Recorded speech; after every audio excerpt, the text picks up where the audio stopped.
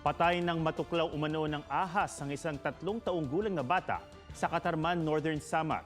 Ayon sa magulang ng bata, nasa loob ito ng banyo nang biglang umiyak. Sumbong ng anak, kinagat siya ng ahas sa paa. Pinatay raw agad ng ama ng bata ang ahas nang makita na ayon sa kanya ay may kulay na itim at dilaw. Dinala pa ng ama ang anak sa albularyo pero binawian na ng buhay sa biyahe pa lamang.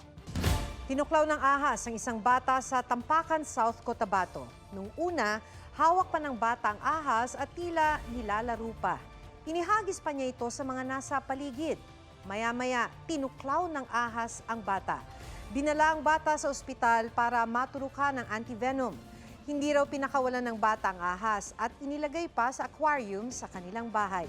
Nagpatulong na ang barangay sa DENR para maibalik ang ahas sa kagubatan.